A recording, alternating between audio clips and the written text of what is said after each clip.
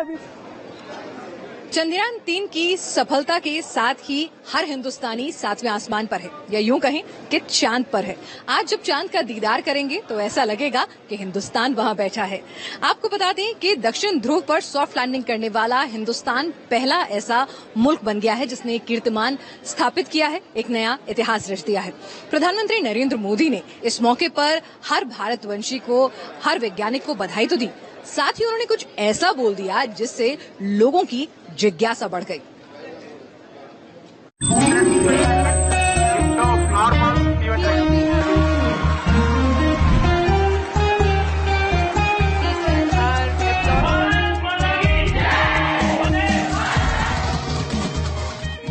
India is now on the moon.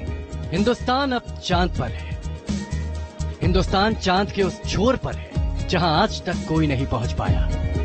और चांद पर कदम रखते ही प्रधानमंत्री मोदी ने देश को एक संदेश दिया। कभी कहा जाता था चंदा मामा बहुत दूर के हैं, चंदा मामा बहुत दूर के हैं।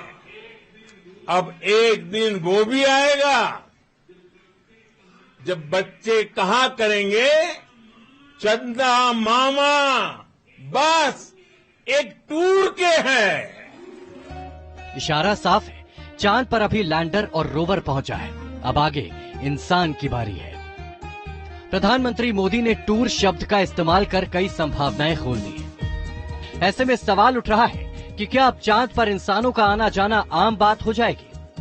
क्या अगला चंद्रयान मिशन यही होगा? लेकिन इसी के साथ साथ कुछ और सवाल भी उठ रहे हैं। चांद पर सांस कैसे लेगा इंसान?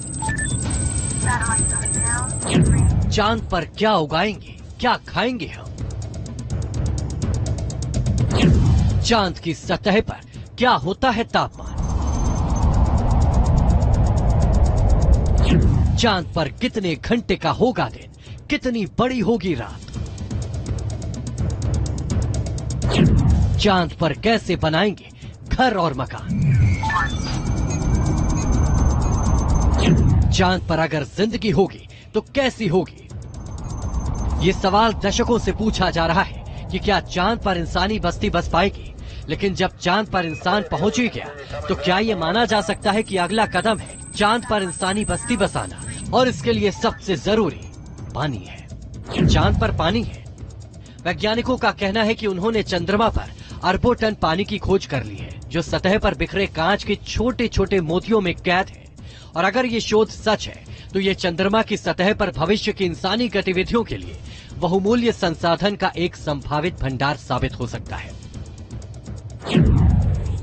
2020 में चीन के रोबोटिक चेंज 5 मिशन के दौरान धरती पर लाई गई चंद्रमा की मिट्टी की जांच में कांच के छोटे छोटे टुकड़े मिले थे। कांच के इन गोलों के भीतर पानी के अणु मौजूद हैं।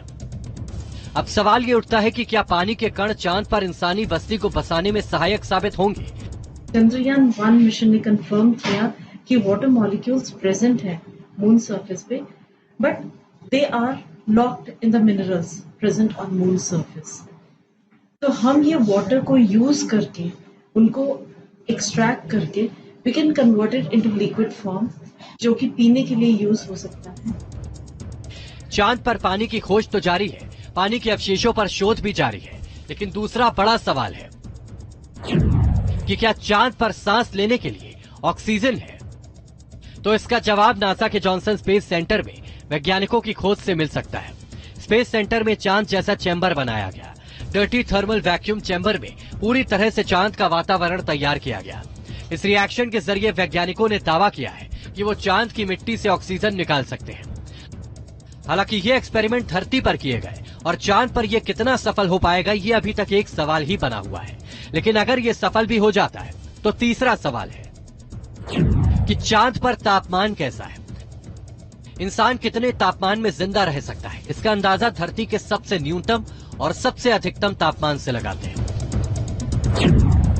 अभी तक धरती पर न्यूनतम तापमान रिकॉर्ड किया गया है -89.2 डिग्री सेल्सियस और अधिकतम तापमान 56.7 डिग्री सेल्सियस। अगर चांद की बात करें तो यहाँ न्यूनतम है -173 डिग्री सेल्सियस, तो वहीं अधिकतम है 127 डिग्री सेल्सियस। ऐसे में सवाल उठता है कि आखिर इस तापमान में इंसान कैसे सरवाइव करेगा। चांद पर बसने का सपना इंसान सालों से देख रहा है, लेकिन इस सपने को पंख लगाए ट्विटर और स्पेसएक्स के मालिक एलन मस्क ने। एलन मस्क मनुष्य जाति को मल्टी प्लैनेट स्पीशीज के फॉर्म में देखना चाहते हैं। वो चाहते हैं कि मार्स पर एक फुल साइज सिटी एस्टैब्लिश होनी चाहिए, जिसमें ना कि सिर्फ साइंटिस्ट या रिसर्चर्स ही जा सकते हैं, बल्कि कॉमन पर्सन भी जा सकता है। एलन मस्क ने मार्स पर कॉलोनी बसाने की बात कह दी। ऐसे में चांद तो और भी करीब है। चंद वैज्ञानिक धरती के बाहर एक क्लोज्ड कॉलोनी बनाने पर शोध कर रहे हैं, जिसमें वातावरण को कंट्रोल किया जा सकता है, अंदर अनाज और सब्जियां उगाने जैसा एटमॉस्फेयर तैयार किया जा सकता है। लेकिन ये बहुत शुरुआती स्टेज पे है। लेकिन अगर एक बार को मान भी लिया जाए कि ये मुमकिन है, तो फ्यूचर की ये कॉलोनी दिखेगी कैसे? चांद पर अगर इंसान ऐसी कॉलोनी में रहने लगे तो सबसे पहली चीज जो महसूस होगी वो है चांद पर जाकर वजन कम हो जाएगा। दरअसल चांद पर धरती से 6 गुना कम गुरुत्वाकर्षण है। ऐसे में अगर धरती पर किसी का वजन 60 किलो है, वो चांद पर जाकर 6 किलो का हो जाएगा। चांद पर वजन कम होने से या यूं कहें कि गुरुत्वाकर्षण कम होने की वजह से इंसान कैसे चलेगा, ये देख लीजिए। तस्वीरों में आप नील आर्मस्ट्रांग को देख सकते हैं, चांद पर कदम रखने वाले पहले इंसान। देखिए चांद पर कम गुरुत्वाकर्षण की वजह से वो कैसे चल रहे थे। चांद पर भले ही इंसानों ने कम ही कदम रखा, लेकिन वैज्ञानिकों ने चांद के बारे में कोई ऐसे फैक्ट्स पता लगा लिए जो काफी दिलचस्प है। चांद पर भी भूकंप आता है। ये भूकंप घंटों तक रहते हैं, लेकिन तीव्रता कम होती है। चांद का अपना अलग टाइम जोन है। एक दिन 30 भाग में बांटा जाता है। हर एक भाग को घंटा, मिनट और सेकंड में बांटा जाता है। चांद पर अभी तक 12 लोग चल चुके हैं। अब यहाँ इंसानी जीवन बसने का सपना कब पूरा होगा, ये तो वक्त ही बताएगा। लेकिन इतना तय है कि चंद्रयान का चांद तक पहुंचना इस सपने को आगे बढ़ाने में एक अहम कदम साबित होने वाला है। Team News nation. Mission Chandrayaan 3 की सफलता आसानी से नहीं आई है। ये सपना बहुत पहले देखा गया था। चंद्रयान 1 से लेकर चंद्रयान 2 की विफलता और उसके बाद से फिर नए सिरे से जुट जाना और उसके बाद आखिरकार इस मिशन को कामयाब बनाना। तो कैसा रहा चंद्रयान 1 से लेकर चंद्रयान 3 का ये पूरा सफर? कौन सी मुश्किलें आई, किस तरह से उन्हें पार किया गया और आखिरकार हिंदुस्तान ने चांद पर तिरंगा लहरा ही दिया। जी हाँ, आप अपनी स्क्रीन पे देख सकते हैं कि हम lander module. People are applauding. Let us all wait to hear from the Secretary Department of Space and Chairman ISRO, Shri S. Somnath. India is now on the moon.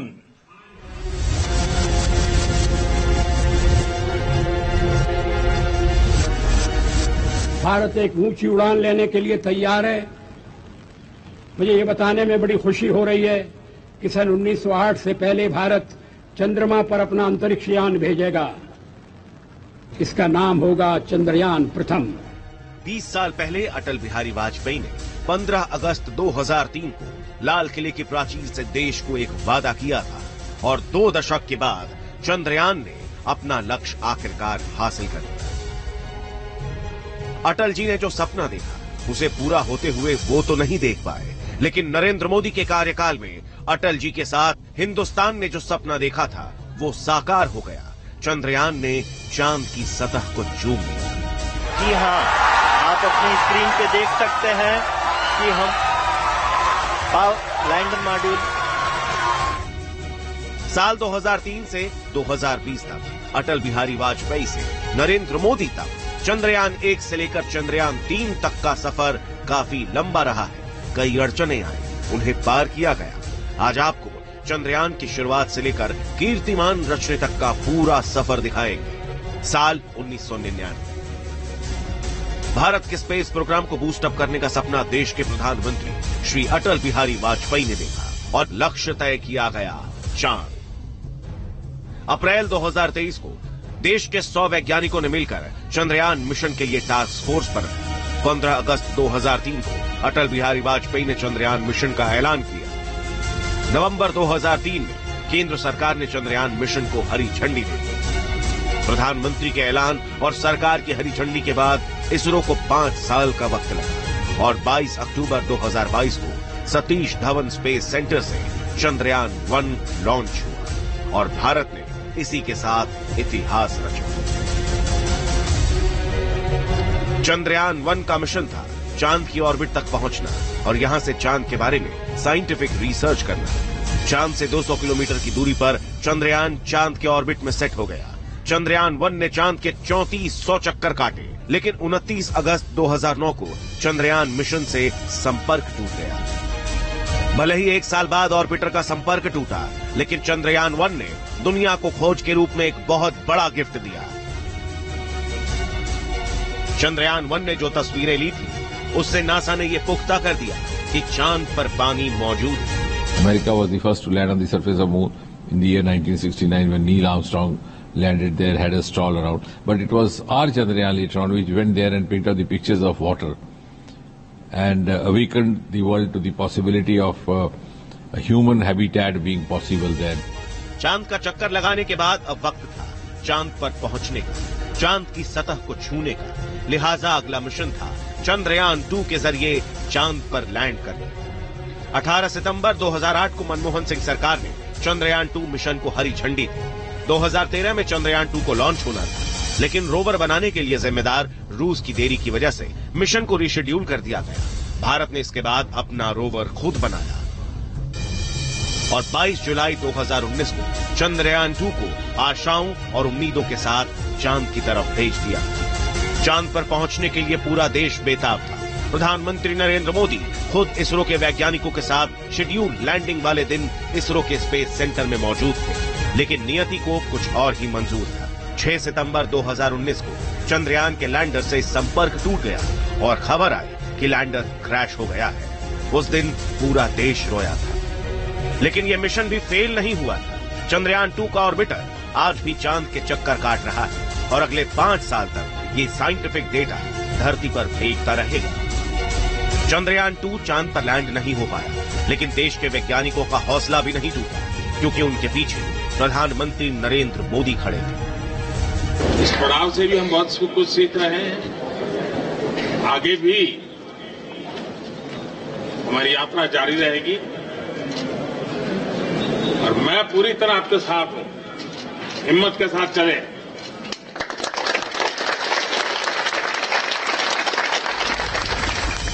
प्रधानमंत्री ने जिन वैज्ञानिकों पर विश्वास जताया था, उन्होंने भी प्रण ले लिया था कि देश के इस सपने को वो साकार करके ही रहेंगे।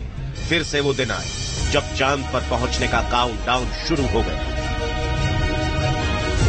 और फिर से देश के सपनों ने चांद के लिए उड़ान भरी और 23 अगस्त 2023 की तारीख इतिहास के पन्नों में दर्ज हो गई, जब हिंदुस्तान चांद पर पहुंचने वाला चौथा देश बन गया और साथ ही चांद के दक्षिणी ध्रुव पर पहुंचने वाला पहला देश।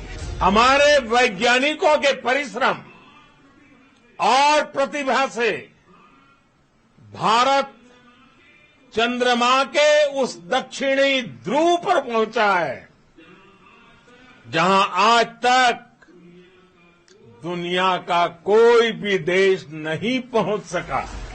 15 अगस्त 2023 को देश ने जो अटल सपना देखा था, आखिरकार वो पूरा हो गया। लेकिन पूरा हिंदुस्तान कह रहा है, ये दिल मांगे मोर। चंद्रयान के बाद अब अगला कदम गगनयान। Team News nation.